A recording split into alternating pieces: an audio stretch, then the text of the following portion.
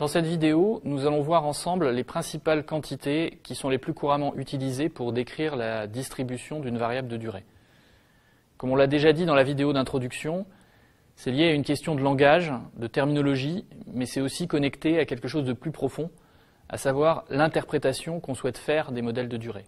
Nous allons plus précisément nous intéresser aux grandeurs et aux fonctions qui sont utilisées pour décrire ce type de variable. Dans un premier temps, nous verrons des fonctions qui sont peu ou prou des transformations simples de la fonction de répartition, qui est l'une des façons les plus standards de définir la loi d'une variable aléatoire. Dans un second temps, nous nous attarderons sur le concept de taux de risque instantané, qui est une façon de caractériser une variable qui est particulièrement adaptée aux variables de durée. Et comme on le verra, ce concept est construit pour être très facilement interprétable dans ce contexte. La fonction de survie d'une variable aléatoire est définie de la façon suivante.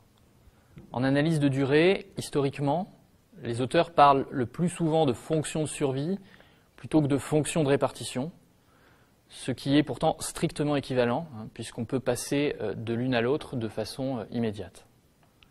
Il s'agit essentiellement d'un point de terminologie, donc il ne faut pas se laisser déstabiliser par le vocabulaire utilisé dans la littérature. La fonction de survie est une quantité qui définit de manière unique la distribution de t.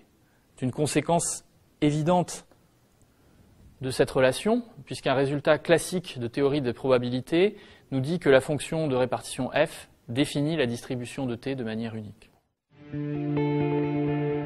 Si je m'intéresse à un contrat d'assurance temporaire d'essai à 1 an, comme celui que nous avions vu en vidéo d'introduction, il est intéressant pour moi de connaître la probabilité de survie d'un individu et donc la fonction S. En effet, si je veux égaliser en espérance les engagements de l'assureur et de l'assuré, afin de donner un prix à mon contrat d'assurance, il faut que je calcule la probabilité que l'individu décède avant l'échéance du contrat.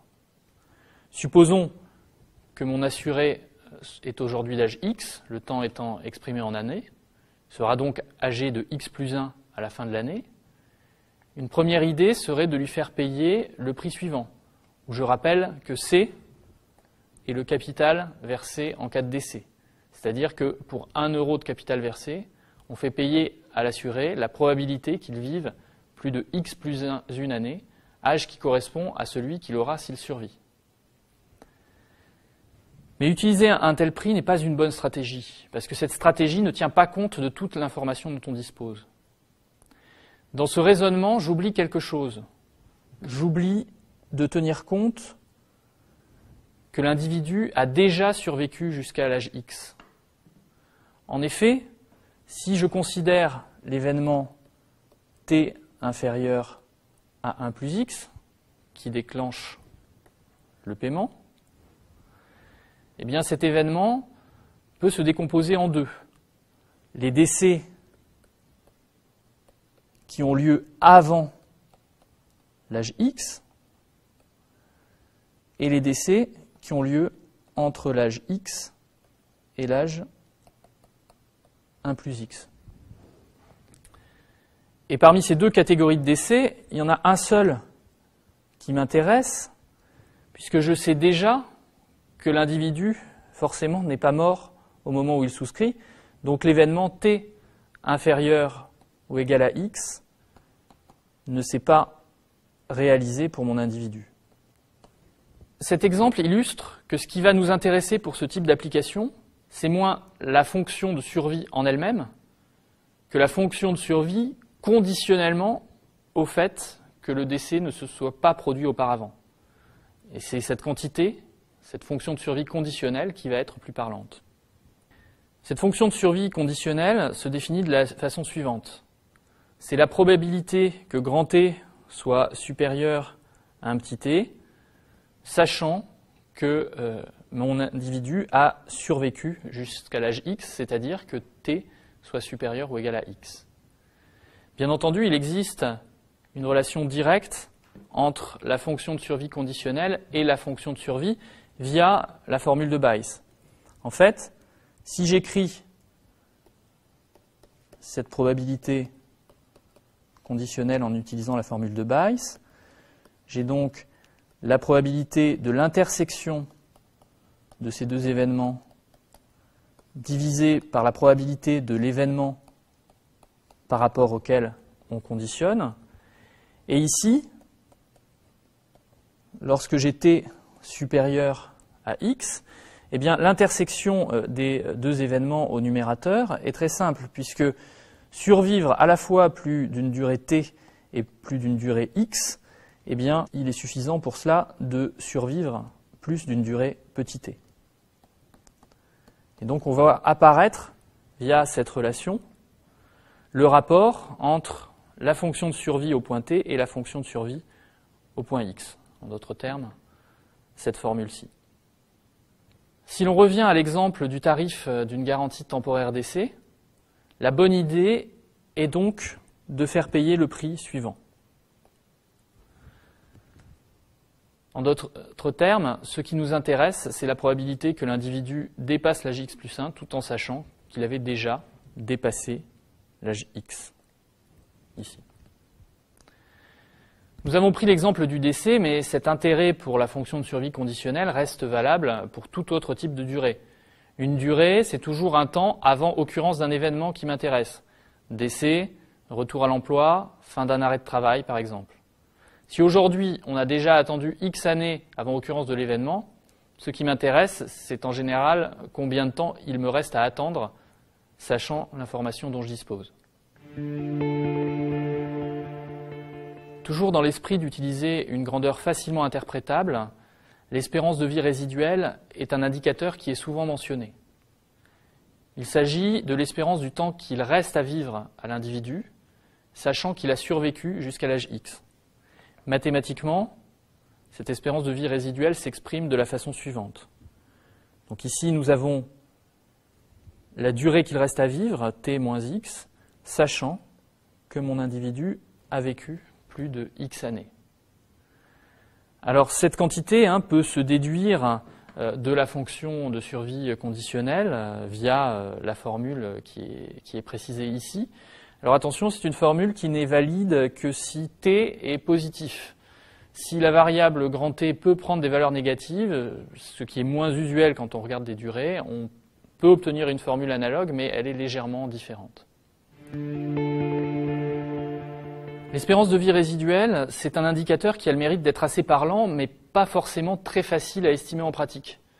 Parce que l'espérance est une quantité qui peut être assez fortement influencée par des trop grandes observations.